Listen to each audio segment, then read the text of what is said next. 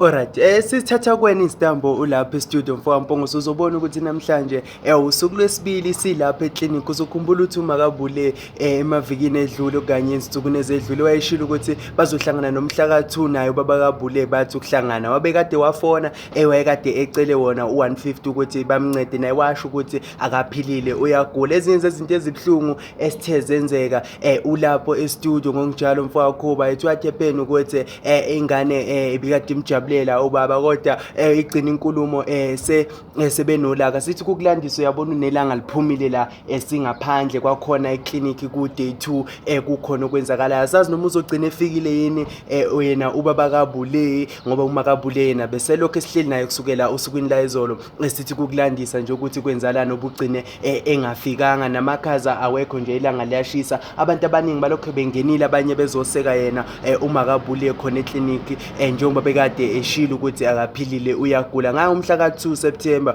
okusho ukuthi ngayo umhla ka-2 kuLwesine ukuthi bahlanganile kodwa ugcine ngathi akafikanga. Ulona usuku olukhulu kade lindiwe, abanye bathi bekuyi-blue day ukuthi afike ubaba kaBule kodwa ugcine engafikanga. Thina sikhona la sikulandisa nje ukuthi kwenzakalani, sisithathe isitambo sikuletha kuwena ulapho e-studio mfowethu.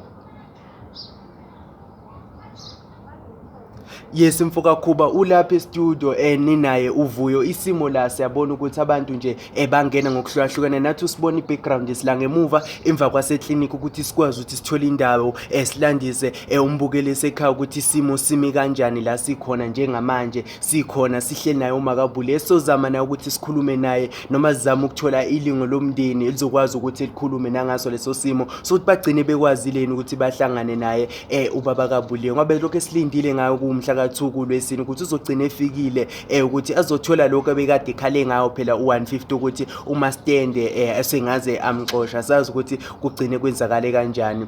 Sithatha isitambo siletha kuwena use-studio. Yeah.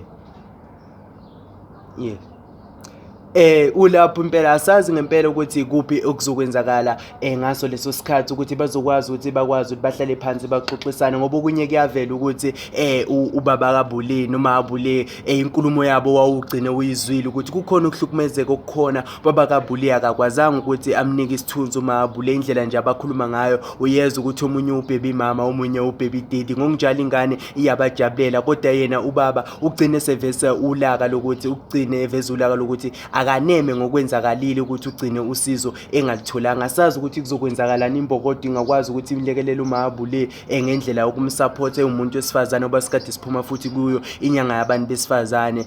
Asazi ukuthi kuphi okuzokwenzakala nangaso leso sikhathi. Siyabonga kakhulu ulapha e-studio, siyithatha intambo siletha kuwe Vuyo, nawe lapho mfowethu Mpongose ulapha e-studio.